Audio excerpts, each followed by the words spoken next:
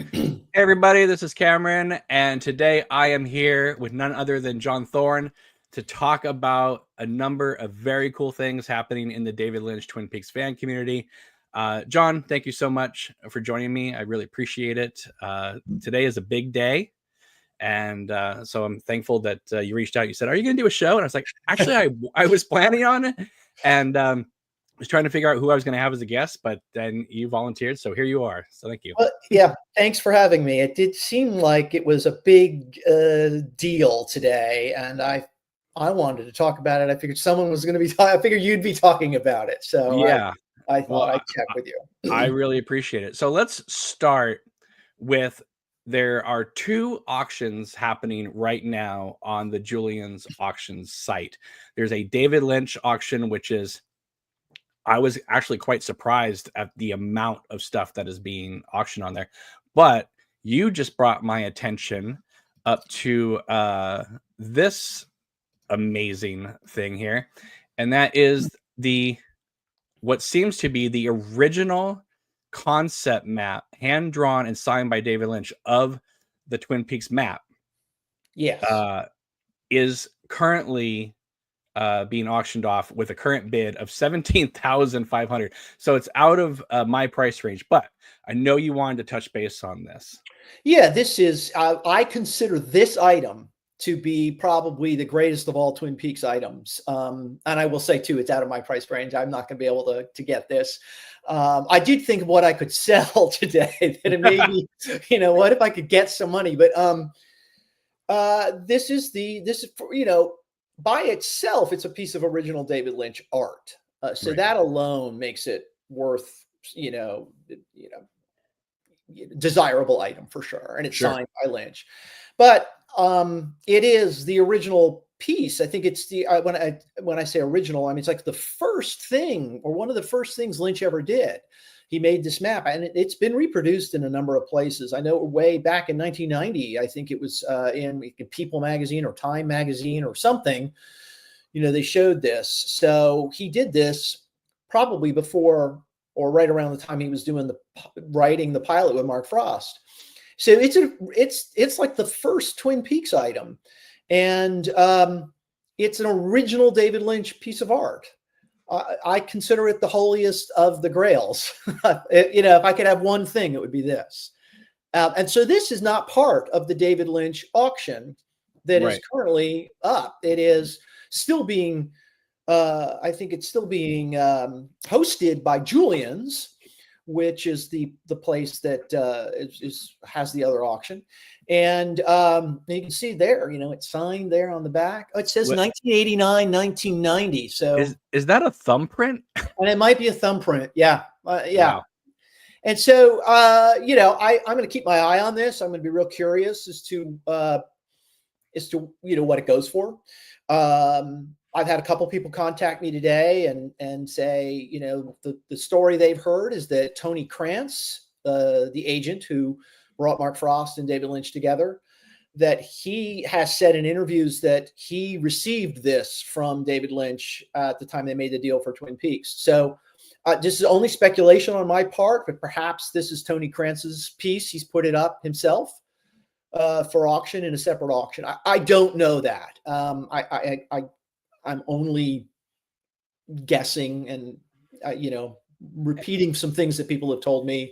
Now, before we started recording, though, you have made the estimated guess. You think this is going to go for over $100,000? I think it'd go for over $100,000. I mean, I don't know who's the ultra rich Twin Peaks fan or really a David Lynch fan. I mean, I don't know. I mean, not that I would know them personally, but if somebody wanted a Twin Peaks item and they had the money, this is the one to get.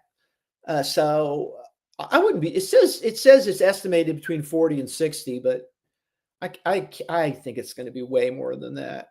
So let's say you won this. How do they ship it to you? That's what I want to know. Yeah, I know they had some fine print. I looked at it when I registered to bid on the other auction on how they were going to deal with items that were over $5,000. I don't remember the details. Right. I will say also, though, there's a buyer's premium here, and then there would be taxes, and then there would be shipping.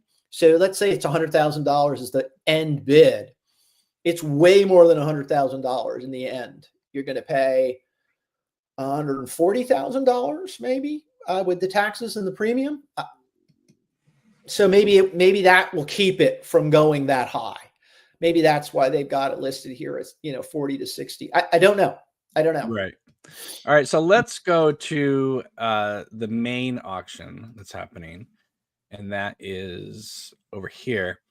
The David Lynch Collection. Now it says it starts June 18th, but you can already get bids in now. And all you got to do is sign in. It's free. And then you register to bid. Took about 5 minutes total to do.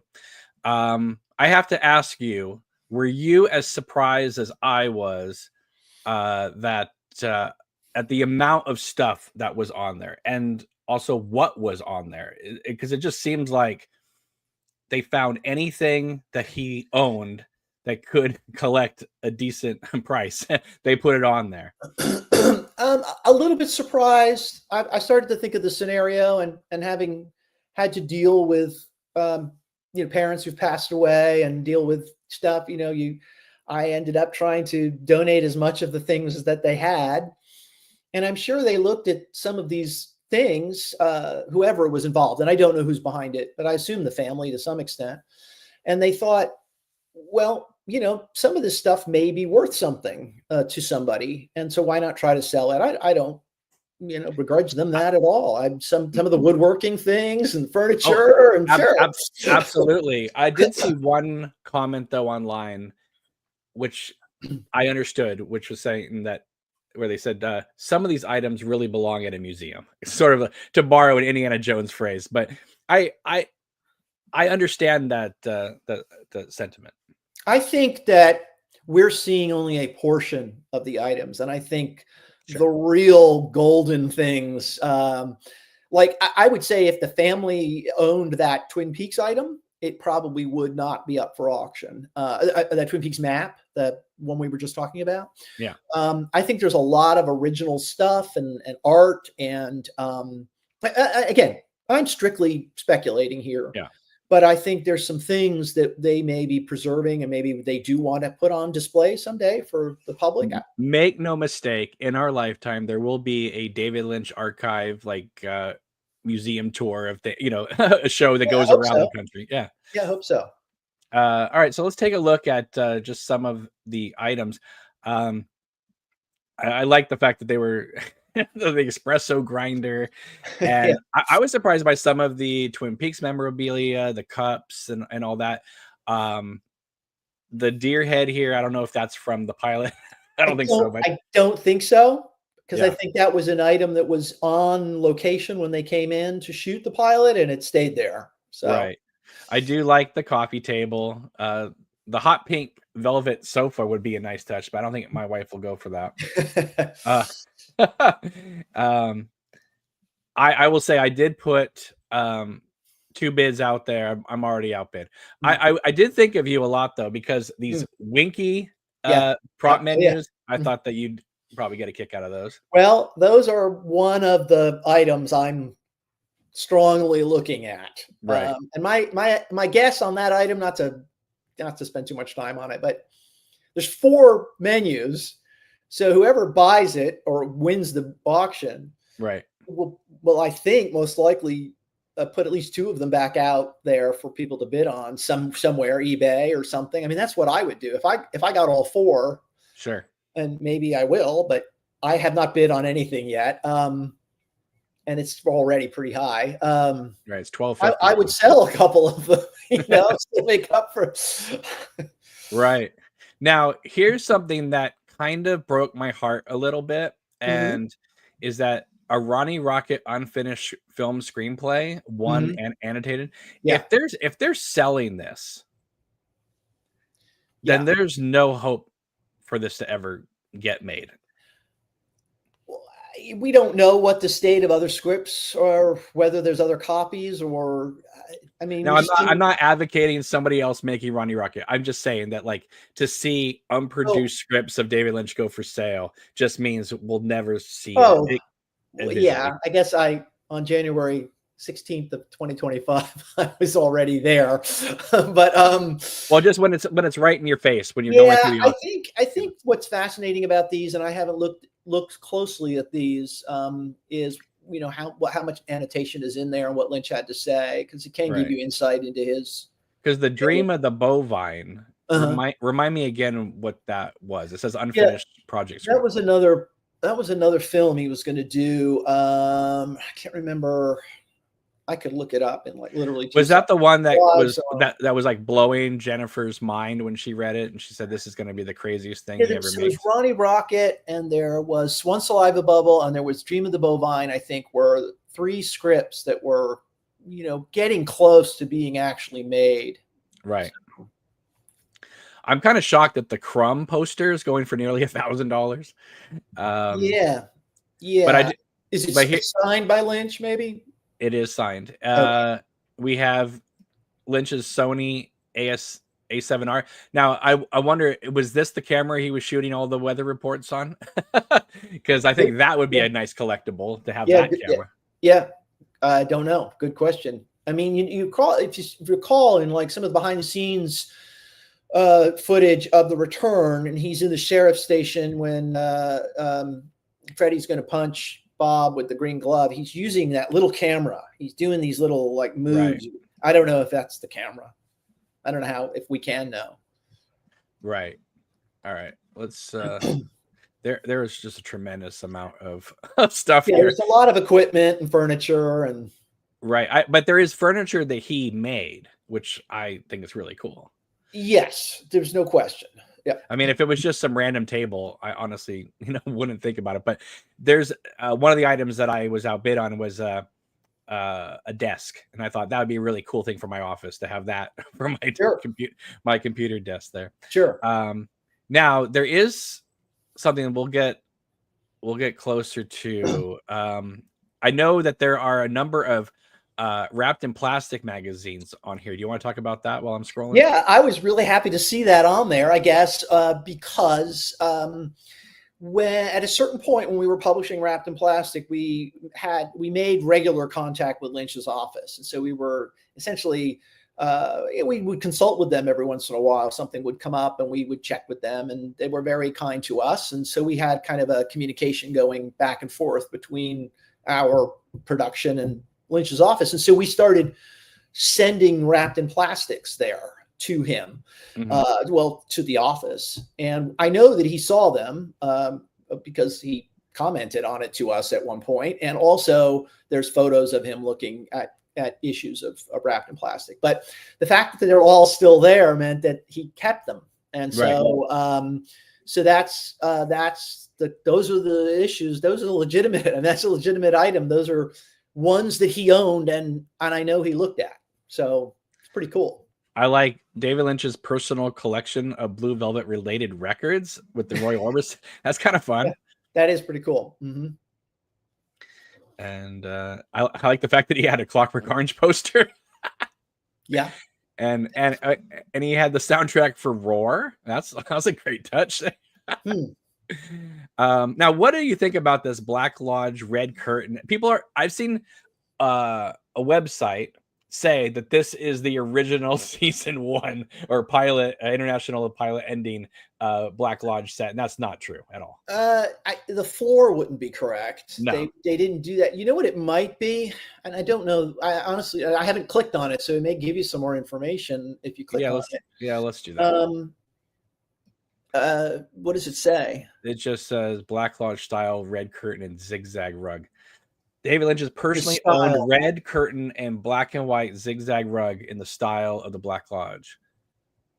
Yeah, so when I was very fortunate to go to the premiere of The Return, and when I went to the after party, they had a hallway with curtains and a zigzag floor that you could go into. It was sort of like you could go into the Red Room. I don't know if that's it. Right. Now, this was something that I bid on, and I will not be able to afford it now. And that is this briefcase here. Yeah, it's pretty cool. Because I posted this online. There's images of David Lynch carting this metal briefcase around Cannes for the Fire Walk with Me premiere. and I you know, they say they don't know if anything's in it or not, but what's interesting is if you scroll down and read about it, it says that it's never been opened because no one knows the digits, the combination to get in. So you never, you can get into it. Yeah, but I'm just saying, and like, you can tell. I'm sure if you. Yeah, I mean, to me, this is kind of a cool nugget because David Lynch personally carried this around during the whole thing. Yeah, that was a fascinating item, but that's true. Now you passed by. Well, you're into some very interesting things here. So one of the things I'm getting texts about is this Fire Walk With Me scripts, which I think is interesting, and I don't know how much it's going for right now. I will 2,800. So I will say this: I don't want to discourage anyone. It's an incredible collector's item. I certainly would like to have it, but I don't know if there's going to be anything revelatory in those scripts. Anything that we don't already. I mean, we might see some annotations, which are always cool, and it gives you an insight into the making of it, but I don't think we're going to find some page, script page where the missing Carrie page. Yeah. I mean, it's cool. There's no question about it. It is very cool. But as somebody who has seen the Cooper version of the Chet Desmond, the original version of the script. Yeah. And that's here. This is here. I've got a copy of it too. Right. Well, I'm just letting people know that it wasn't like a complete rewrite. They just honestly changed out Dale Cooper for Chet Desmond's name. Even the boxing scene is pretty much the same. So it's not there is the scene where Cooper crawls into bed with Laura. Yes, but I'm just saying, apart from that scene that you can actually find online anyway, that whole first Deer Meadow section that was going to be Cooper, it wasn't like when it wasn't drastically different. No, they're almost exactly the same. Right. So I'm just letting people know that they bid on it and that, don't expect a new Cooper prequel. Right. All right. Now this image here, they say this is not from the show. If you look at the pictures, it says Cole's office on the back of it, like a piece of masking tape is on the. Okay. And I don't know. I don't know if that's the actual one that they used. You don't think it is? It doesn't. Maybe they had a couple of them. Yeah, it says it was. Because if you look at it's screen matched to the 7th episode. Yeah, but go click on the pictures above. The click on that like that, and then there's a close up of that in the next image. It says Cole's office. So I don't know. Is it a prop? It might be. It may have just been an extra one because I think if it was an extra one if it was screen used, I think they would make a point of saying that. Yeah, I wondered about screen matched. It seemed like an unusual choice of words. Yeah. So, what do you think about this sheriff's department lamp? So when I first saw that, I thought, I think Lynch designed that, and they don't say that in the description. But if that's a Lynch designed lamp, that would be really cool to have. Right. So. It says in the description that they were used in the show and then Lynch took them to his home. And I'm sure that's true, but I wonder if if you look at the other lamps he's designed, it looks something like, he fits in with his style. So pretty cool. I agree. I wish he made some weird lamp for in Wild at Heart. When they're stuck in Big Tuna in the motel, that's what I would bid on. Is one of those weird Big Tuna lamps. Sure. Let's see here, but there is. Here's your wrapped in plastics going for 200. Going for $200. How many issues did you make?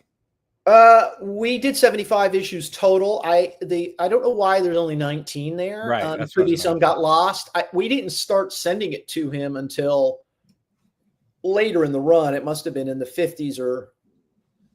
Well, so that's about right. I mean, if we started sending him around 50, then there would only be 25 issues left. So, yeah, I mean, those are the ones we sent him for sure. I do like the Lynch Frost walkie-talkie. That's cool. Yeah. Yeah. Mm-hmm. And it's only 400. And when I say only 400, I mean like there's I like the personal 35 millimeter print of Eraserhead. Yeah, I was talking to a friend of mine today, and he said that, that's a grail item right there. That's his personal print of Eraserhead. I mean, that meant a lot to him. I'm surprised to see that here, actually. Yeah, you would think that would. And that's amazing. It's only $2,750 right now. I mean, honestly, that's something that should be going for right now. It should be at 10,000 minimum. I mean, that's well, we got it like 3 weeks to go, so it'll be interesting. I know, but I'm saying like if some of these other items are already shooting up, I think people just don't know how to play it, and a lot of movie theaters have switched over to digital, so they don't have projectors, right? So. Yes, there's no doubt that the medium is old, but still, that's his preferred medium. That's his cut. I mean, or his copy. That was valuable to him. So yeah. Yeah. All right. I like the Eraserhead videotapes. That's interesting. Yeah, that's interesting. Yes, indeed. This is furniture that he either bought or was given. But there was one thing coming up here. If you see something, let me know. I mean, obviously the woodworking stuff. If you're into it, that'd be pretty awesome. One of these things that has like a collection of wood items. Not here, but it's coming. It says that one of them was used in an episode of Twin Peaks. It's an actual screen prop. Is that the one that's it's the two brooms for the opening title with the the blade? No, it's not that. Well, when you get to it, I'll point it out. It's too bad the Sam Stanley's machine isn't on here, because Stephen Miller would be selling his house right now to buy it. Yeah, some of those specifically designed props for the show. I was thinking about that before they put the listing out of everything. I'm like, wow, wouldn't it be great to see some of those? But those are one of a kind, and they're probably going to be in as you say, I hope, some sort of display for us to see someday. Yeah, the shop vacuum is quite nice. Yeah, it's only $50 right now. So yeah, right there. Go up a little bit. Right there. Go down. There, the wood, the broom right there. Right. That says, if you click on it, it says that the broom was used in Twin Peaks, episode 2019 or something. I don't remember. The dual-headed broom from the 19th episode of season 2. Okay. Variations and Revelations. That's what. Yeah, that name. A hammer made out of a branch with a rock glued on top. Was this?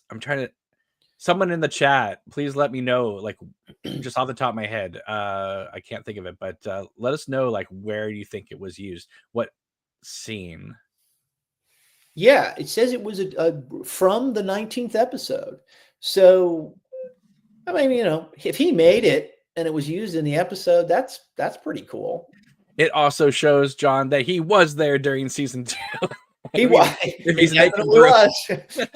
Gordon Cole was in the episodes, so it's kind of hard to. Yeah. Let's see here. I have to say, this is another thing I think is amazing. His mom and dad's 50th anniversary cup with all the kids' names on it. Yeah, I get a little funny feeling about some of those things that are so personal. I'm it's up. Obviously, someone made a decision to sell it.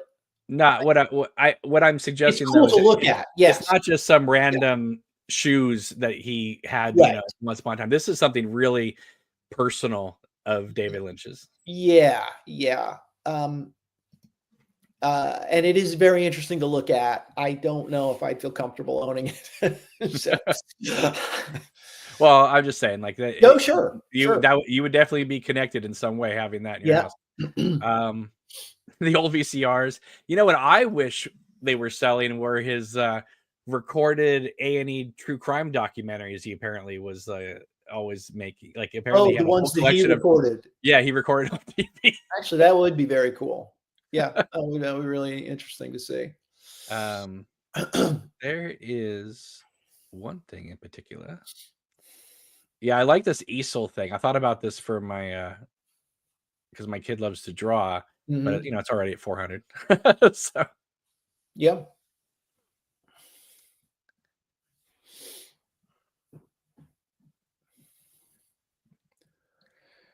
It's interesting to see his reference library here, the art books that he used Oh as yeah. references, and he's got some books on other directors too, which is interesting.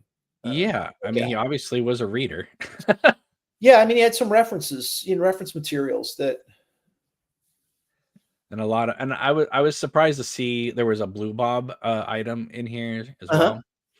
I love this conference table here. I mean, I'd have nowhere to put it, but Right. I think, I mean, having his artwork is great, but I also think it would be amazing to have like a piece of furniture Oh, sure. in your house. This little end table here, yeah, I'd be really neat to have.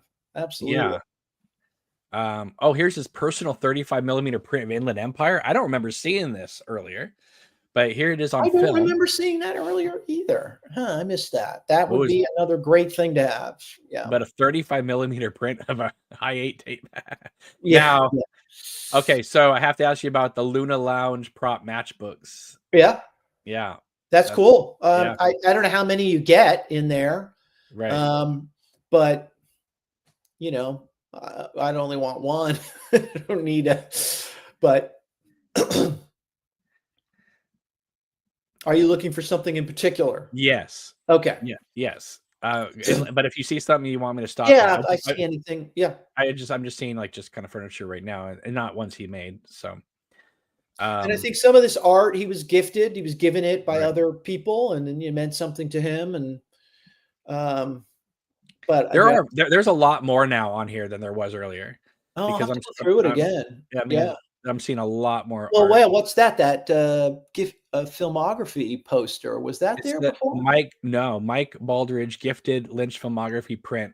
I don't remember seeing that earlier. No. So there's new stuff here. I guess check this guys every few hours, because there's what's that script thing right there? Is that I'm going down here. The Wild at Heart scripts. were they there earlier? No. They weren't. No, the Wild at Heart memorabilia was, but a lot of this stuff, except for the tote bag, like I already have a lot of this stuff. Yes, that's the case of a lot of the, like, there's some Twin Peaks memorabilia, and I've got 75% of it, and I, would like to have the others, but I'm not going to bid for.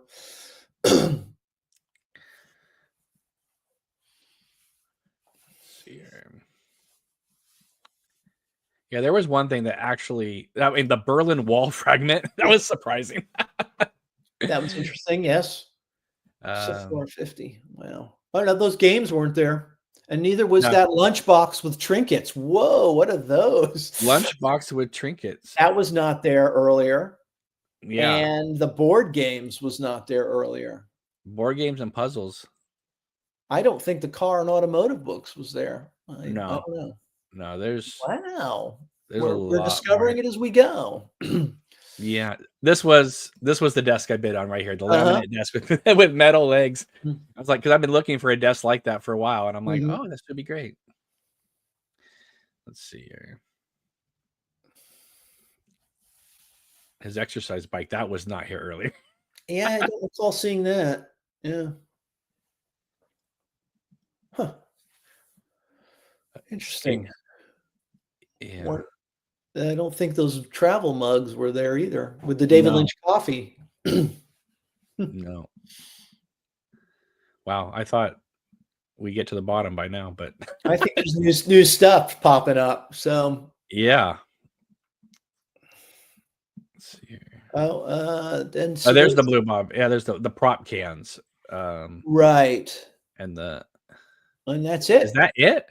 Well, there was something that was like, it was like a hard drive, and it had Mulholland Drive and Inland Empire like disk drives with it. Whoa. And I was like, what is that? And I had a friend text me about that going, are you seeing this? I said, yes. You can do a search, type in Mulholland Drive or Inland Empire. It'll just filter out all those items.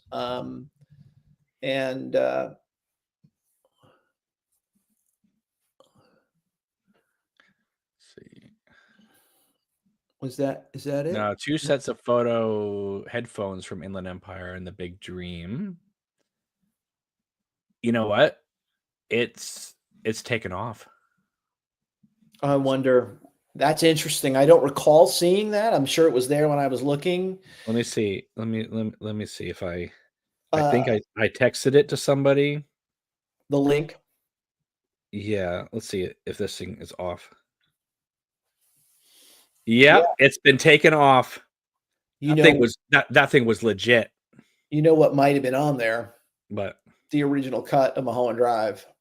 yep, it says because this. Oh my goodness. Okay, so let me see if I can show you this. Yeah, it I knew there was something Well, about this. We've made a discovery. That is fascinating. Boy, So here, yeah. so here, let me all right, so we've seen this. Yep. All right, so let me hold this up here. Okay.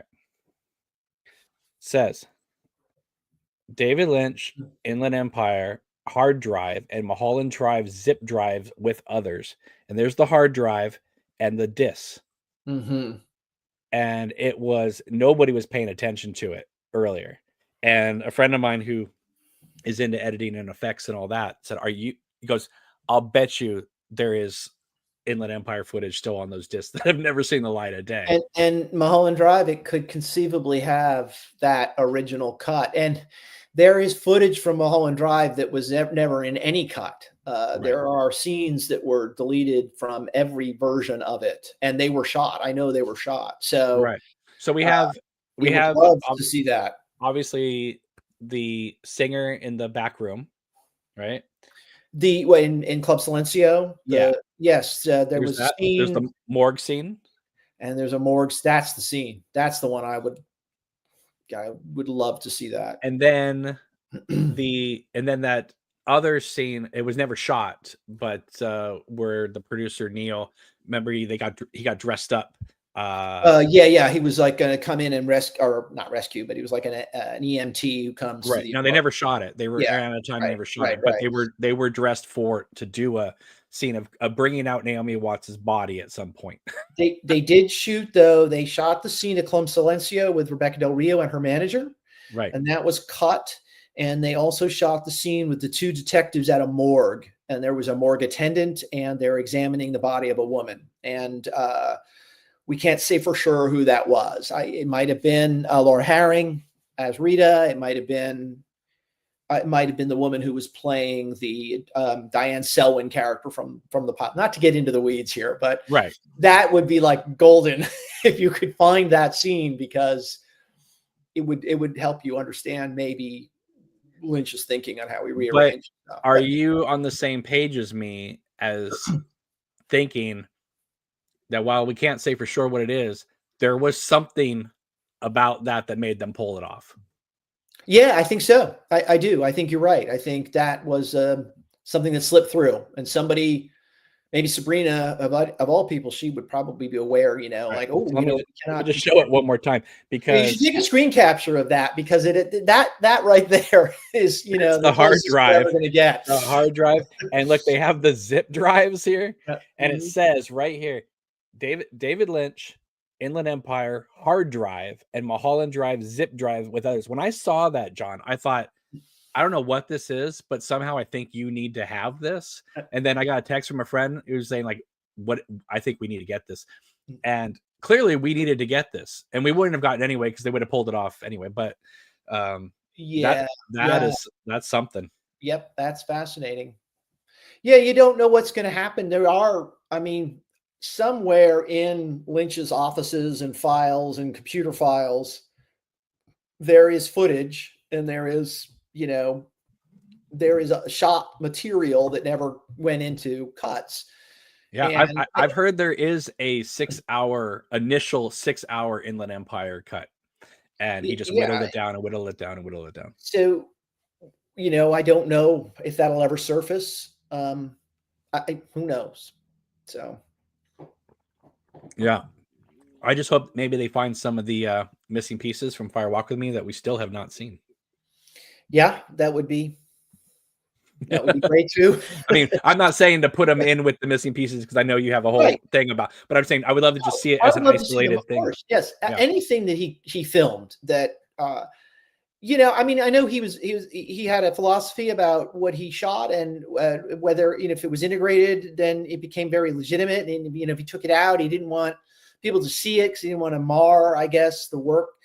But although, again, he was willing to show us deleted scenes from certain materials, certain works. It doesn't, to me, it would never have subtracted from the original work. Sure. And so it's something I would love to see, just to see how his mind worked and his process. But I was fascinated because obviously Firewalk with Me with the missing pieces, that is, he remastered it. It looks beautiful. Blue Velvet did the same thing. But Wild at Heart, we just get like the master shots, where it's like long, like this isn't even like how they would have been in the film. This is just kind of like, here's Marietta pulling up into her house and then going inside and that type of thing. So we came a long way from, I never want to show you my deleted scenes, to I'm going to now show you unaltered takes of scenes. So, very interesting. Okay, we should, one quick comment on the auctions. I've had a couple people text me today about it, and everyone's commenting on how much things are going for already.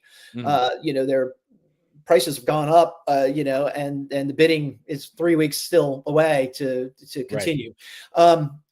Those bids and those prices are not the final price that you're going to pay, because if you read, there's a buyer's premium, 27% added on top.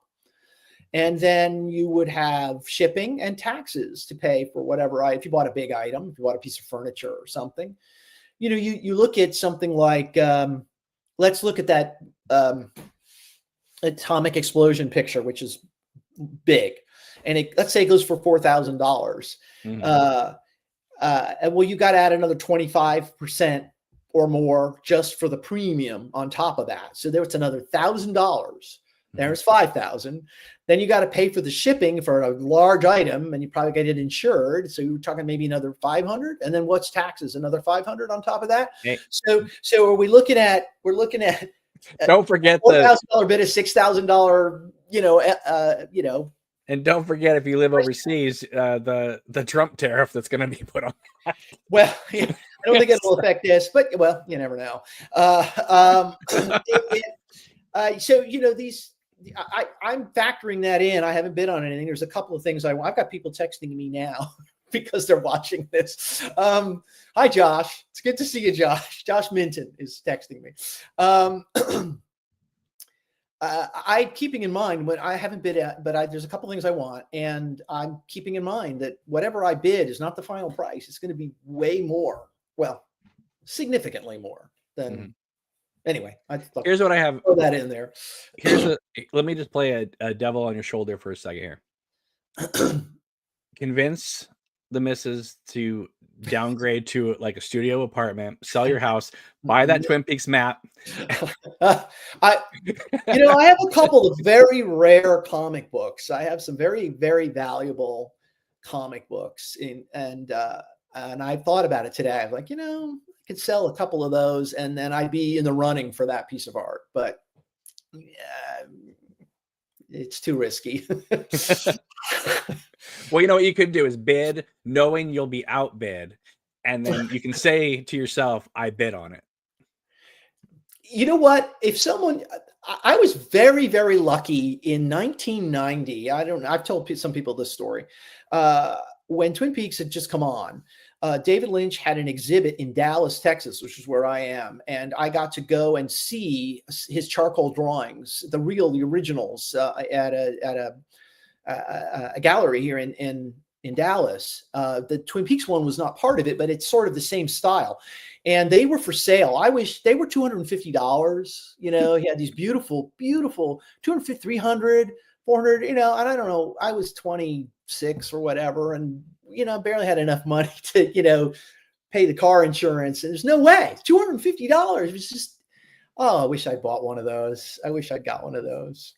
So I think a lot of us kick ourselves over things like that, Yep. Now believe it or not, there is other news happening right now. And since I have John for just a limited amount of time, I want to run through some of these topics with you. All right. So this summer, Twin Peaks is going on tour. They have a number of locations they're going to hit on the East Coast. I think a couple in California. I think the nearest one near by me is Napa, but they're bypassing Oregon, which I find fascinating considering all the Oregon references in Twin Peaks. And then they're going to go up to Washington. They're going to do a couple locations up there, specifically the Kiana Lodge, which to me is really cool to take a picture with Cheryl Lee at the log. Sure. That to me is awesome. Also, she and Ray Wise are going to be at the Palmer House, and I know somebody who's going to that, so that's going to be fantastic. Yeah, so I just wanted to get your because I'm seeing a lot of people super excited because this. I think the last opportunity they had for that was that Graceland event that didn't end up happening. Yeah. And then before that, they went to Australia. But this is like, except for like movie TV convention, this is the first time I'm aware of that the Twin Peaks people are going on tour on the East Coast, doing a number of shows over there. So I just wanted to get your take on in 2025 Twin Peaks going on tour. Yeah, well, I mean, I'm of a different generation, and I think it's a really good thing for fans who are excited and they want to go. And this is an opportunity they've never had to meet the actors or to have an opportunity to interact with some of the actors and get pictures. And that's more power to the actors and to the people who are excited about it. I've been writing about and involved with Twin Peaks for over 30 years. And I've met most of the people already and socialized with them and interviewed them. And so it doesn't have an appeal to me. But if, some young person is excited about meeting Cheryl Lee, I mean, of course, that's a wonderful thing. And so everybody's happy, I guess, at the end. So,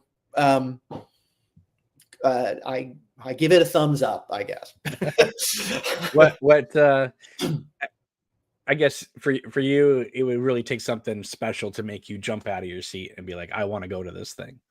Yeah, I can't even think of what it would be. I mean, I've been very fortunate. I'm very lucky. I've spent over half my life on Twin Peaks. So, I mean, you got to interview David Lynch himself, and I did, and I've been to events with David Lynch, and I got to interview him, and I've been lucky enough to go out to dinner with Mark Frost and interview the actors. And you just had breakfast with Harley Payton. I just had breakfast with Harley Payton, which I was just telling someone about that today. I was like, man, that was the highlight of my year. That was wonderful. So, I'm coming at it from a different angle. And, if somebody is excited about going to the Palmer House and having Cheryl Lee there, man, that's really cool. That is really cool. So I hope everyone has a good time. I did a show about this, I don't know, last week or whatever, when they announced it. And I know some people were kind of pushing back about some of the prices. And I wholeheartedly agree. The prices are high. Yes, I agree. However, there are shows that you can go to where there are $80 tickets, which for me, that's in my wheelhouse. I personally am not in a place where I could spend $800 for a couple hours. But if you say, hey, you know what, this is my once in a lifetime opportunity to go to the Kiana Lodge and have a picture with Cheryl Lee with the log, I get it and go for it. And please send me those pictures and tag me on it, because I want to see them. I want to live through you. Right. But like for me, it is a little expensive for me, but at the same time, I mean, there are things that I have bought that some other person might think, well, that's too expensive for me. Right. You know what I mean? So, it's hard for me to be upset about the prices when, one, there's no shows really near me. I'd have to travel like 5 hours to even go to one of the shows. And like you, I have met a lot of these people, and not Right. saying that I wouldn't be entertained and love to go to one of these shows, Absolutely.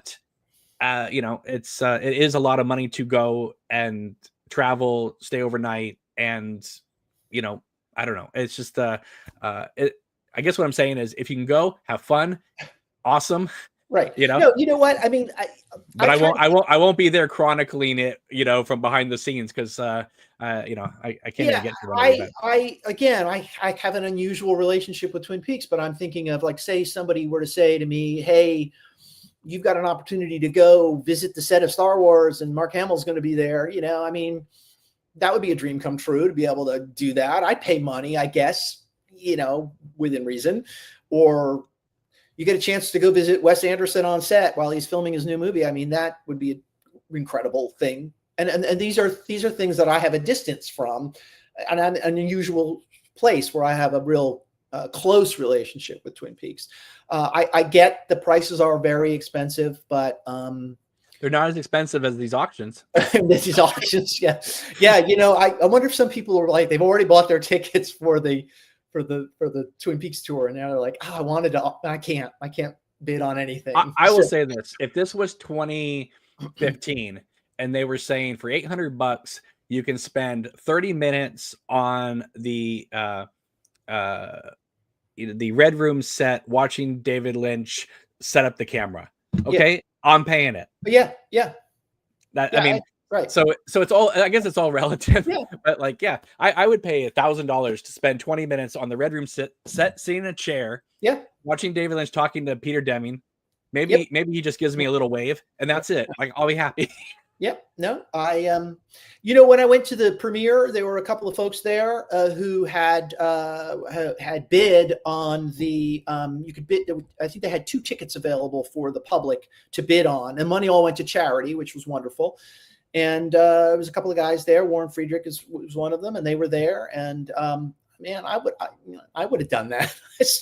I would have easily started bidding on to get into that. Absolutely. So, all right, let's change the subject here. And that is, we have this really cool thing is coming out this summer, and that is the new trading card set. Yep. 3 autograph cards per box, 4 inscription autograph cards, and 3 dual autograph cards per case. And all autographs signed: Kyle, Heather Graham, Sherilyn Fenn, Michael Cera, Joan Chen, Alicia Witt, Tim Roth, Amanda Seyfried. And then you get a combo of other people's autographs here. Now, a lot of these actors are no longer with us. So to me, this is a pretty cool thing to be able to have. This is funny. Again, talking to someone about this today, just the fact that the David Warner autograph, I mean, they've had that for years. They've been sitting on that for years because he died, like 3 years ago. So he's, you know, so this set's been in the works for quite some time. Right. And, you know, for me, the Heather Graham signature, Annie Blackburn, I've been wanting that for since 1991. So, well, look at this one. I mean, there's going to be one, and I'm going to get one of those. There's one card here that has Kyle and Heather Graham on it, which is awesome. Yeah, I mean, that's cool. I've got a Kyle MacLachlan signed card, and so I don't have a Heather Graham. I'll just get the Heather Graham, and I'll be happy. And then also, you know, there's Alicia Witt. That's fantastic. David Warner. I'm personally trying to get all the original cast if I can. Right. The new cast there's some cool. I would love to have some of those, but the original cast is my goal. And I wish there was a Phoebe Augustine. There is not, and there never has been. There was not a Star Picks, and there was not a Phoebe Augustine on any of the other ones. Maybe they just try. I wonder why that is. It could be that they just never got a hold of her, or she wasn't. I don't know. I mean, I would only be speculating. I did meet Phoebe Augustine a couple of times. I got her to sign one of the Star Picks cards. She's not even just, you know, depicted on one of the Star Picks cards, but I think there's a One-Eyed Jack's card, and I got her to sign that, you know. So I was like, well, you know, it's the closest I'm going to get to Phoebe Augustine. So, but it would have been nice to see Ronette Pulaski character card and sign. But I'm complaining about these things, whereas we're getting these other things. So, and I think there's an in memoriam subset, which is going to have cards for for actors who've passed away. Yeah, Right, looks like two quick questions. Are you Yeah. getting one of these sets? Yes, I've already ordered the binder, and I will get as much of it as I can. The autographs, that's where you really start. The money goes up, and I will be careful with the autographs. I'm not going to try to get every autograph. That, like I said, if I get the Heather Graham, but all the other cards, I'll end up getting it. All right. Sort of offshoot question, but since you're here, I'm going to throw it out to you. So in the scene in Fire Walk with Me, when Laura's coming to school and her and Donna are in the hallway and they kind of do the thing with the hand and she goes into the bathroom and that type of thing.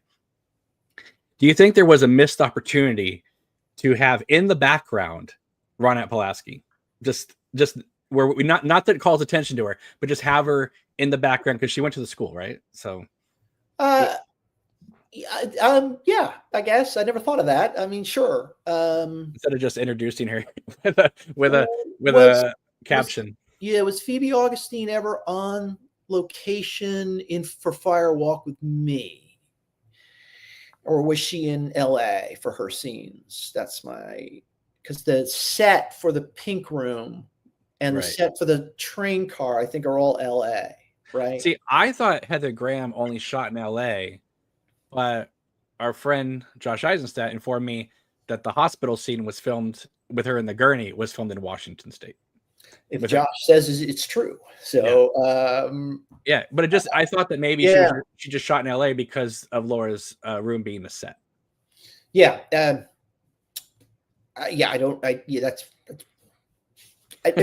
it comes to Phoebe Augustine, I don't know what the deal was there. It would have been, to your question, of course, it would have been interesting to see her in the school. That would have been a great idea. Yeah, because with the exception of that moment in the pilot, you don't, and maybe one or two lines of Cooper, they don't really make that connection ever again that they attended the same school. Right. You never even see her in the hallway when Donna and Mike are talking in season 2. Yeah, that character sadly got forgotten, until Lynch brought her back with the new hairdo. She had that short hair and everything. Mm-hmm. All right, last thing, just because you wrote the book about season 3, although it's been told to me it's called the limited series, but David Lynch called it The Return. Mark Frost calls it The Return. I call it The Return. All right, you can call it whatever. I call it The Return season 3. I kind of just But today is the anniversary of parts 3 and 4 airing on Showtime. I wasn't aware of this just because until I saw that online, because I watched it on the 21st when right after the Showtime stream of parts 1 and 2, I went right to the app and 3 and 4 were on there. Right. Now, I remember watching 3 and then watching 4, but on the Blu-rays, and I guess on the DVD as well, but on the Blu-rays, they have a version of 3 and 4 together. Yes. So did they? I guess they played that on Showtime, the 3 and 4 together. Now, stupidly, I've never watched it in that version. Have you seen the 3 and 4 together? So, I'm trying to remember. I know that night it premiered, the first 2 hours. Right. That was together. I was jet lagged because I just got back from LA, having not slept since I basically saw it on the screen. And I stayed up to watch those 2 hours. And then the 2 hours, I was like literally shaking from lack of sleep and trying to process part 3. How did you, at like 1 a.m. or whatever? Yeah, with no sleep. I mean, I remember how I was, but I can't imagine with you, no sleep, coming back from the premiere and watching the Nido Cooper scene with the jittery. You must have thought you were going insane. It was. I do remember how tired I was, and I remember thinking, "Oh, this isn't fair to the show. I can't process any of this." I remember at the end at the end of part 4, where Cole is standing on the tarmac or outside with Albert, and they're talking about the Blue Rose, and I'm like, this is so important. This is so crucial, and I can't. And so I knew then that I was going to watch it. I had to get it all in. So I was up to date, and then I watched, because 1 and 2 was my second viewing, when it Right. showed, and then I watched 3 and 4 twice. So by the time 5 and 6 came along, I had already watched the first 4 hours twice. Right, because they took like a 2-week break because they put 1 through 4 on the first day, and then I guess they aired 3 and 4. But for me, it was 2 weeks because I You'd didn't seen watch it. 3 and 4. I'd already seen it. So Yeah, I can't, I think I watched it again. I think I watched it that first night, and then I watched it the Sunday following. So yeah. now I wasn't at the premiere, but I watched all 4 that first night, and I remember just not just being blown away, but floored that it wasn't. I mean, I knew this wasn't going to be the case, but I was floored that it wasn't a cash grab. Like, it was very clear that they took this material seriously and were following through on things that they had suggested in the earlier seasons and in Fire Walk with Me, and like they were just putting it out there. And I was like, my God, they're actually following through on the promises they made 20 years ago. Yeah. Yeah, So, I think there was a reason why they put 3 and 4 on that same Sunday night, because 4 finally gets you into Twin Peaks, and it's more of a Twin Peaks setting. I will say, I think it's safe to say, because it's been so many years, I was at the premiere and I had a TV critic. I won't say who it was, but a TV critic that people you probably recognize, say to me, Showtime is begging us not to write about it until we've seen all 4. mhm. So Showtime was worried that the reviews might come in on just 1 and 2 and say this isn't Twin. I don't know what they were worried about. So that's why they put 3 and 4 on that night. They wanted to get the audience to Twin Peaks, and I think there was some worry that it was slow and it was taking its time. And I mean, it was beautiful, but I don't know. They had nothing to worry about. I thought it was great. I remember reading a long time ago that if season 3 had been on in 91, I don't remember who said it, but it could have been Harley Payton, where they said they were going to try and get Cooper out of the lodge situation within the first 4 episodes, yeah, early in the season. And so when I heard they were going to play 1 and 2 and then 3 and 4, I thought, oh, they're going to get Cooper out of the lodge. Now I know your book differs a little bit here, but theoretically, he's out of the lodge at the end of part 4. So, right? Part of him is, anyway. Another part of him is. But I'm just saying that a little bit. But if you're just watching on first surface level, he is out of the lodge in the first 4 episodes. Yeah, I think by the time you get to that 4th part, a lot has happened, and Sure. you're back in Twin Peaks, and you've got Laura Palmer's, face, and Bobby crying, and the sheriff's station, and Cooper's out there, and we've seen Cole, and we've seen Albert, and yeah, I mean if you're a Twin Peaks fan, if you're at 4, you're like, okay, it's all back. You just didn't know how long you were still going to have to wait for certain things to happen. All right, my last question I asked of you for the last couple of minutes here. I've been making a joke recently of when there's the inevitable David Lynch archive, like they have the Stanley Kubrick archive in England, when that is set up and you get in there and you get to see the unrecorded night scripts, or you get to see Snoot World, are you thinking to yourself like, okay, if these are not made public, will you write a book about what could have been? Will you do a deep dive? Are you thinking about like tackling a book about maybe the works of David Lynch that he never got to film? Like, would you do like a analysis of what Unrecorded Night would have been if you got to read the scripts and they allowed you to do it? Well, the short answer is I don't know. I mean, if I got to read the whole script, it's hard because when it's a filmed piece, obviously it's a richer work. When you're only basing it on, you don't know what he would have done. I mean, visually, so much of the poetry is in the images, and so.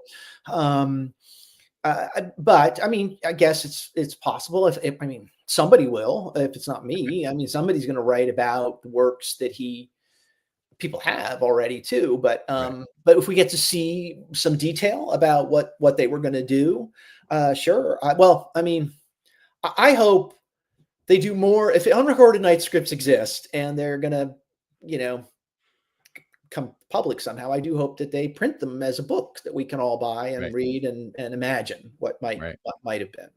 All So right. All right. I lied. I have one more question. yeah. If we got on the auction tomorrow and we're scrolling through and it's like shop vacs and coffee cups, and then they have a starting bid of, I don't know, 20,000, and it's the 500-page first draft of the return.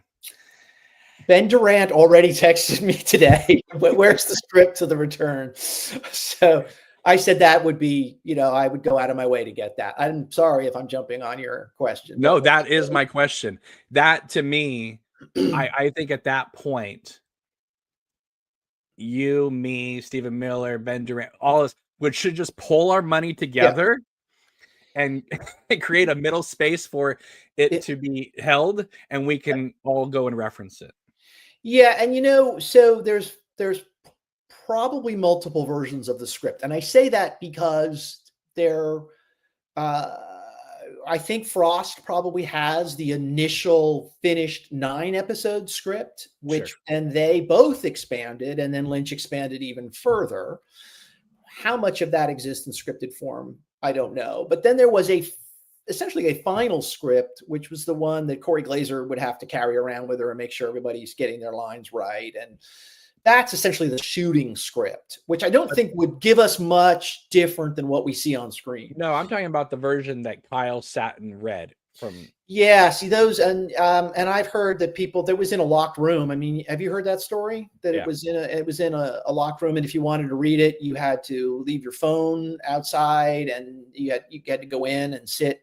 But they said it was 500 pages. Is that the Yes, 9 I've heard that from people who worked on the show. Is that the 9-episode version? The 500 pages? I just don't know the details. Right. I do know. Nobody's watching, John. Just saying. Yeah. We just had Mark. I do know a script. I gotta be okay. I do know a script exists that is different. And there are a number of scenes that are different, and some characters are different. And maybe you know about it too. I don't know. I can't confirm or deny. Okay. So I've never seen it, but I let's just say I know it exists or existed. But I believe that is the version that Kyle. That would be. I would love to see that. Yeah, because there were intentions for certain characters that never happened. So. Correct. And on that note, we'll wrap up. So, John, thank you so much for joining me. I really appreciate it. It's always wonderful to have you on here. Thank you for reaching out and making this episode very memorable. Everybody else, make sure to follow us on social media. I'm still no longer on Facebook, but follow us on Bluesky and on here, and email us anytime, and give this video a thumbs up, subscribe, follow John and me and everybody on social media. We will see you soon. Take it easy. Have a wonderful night. Take care. Bye-bye.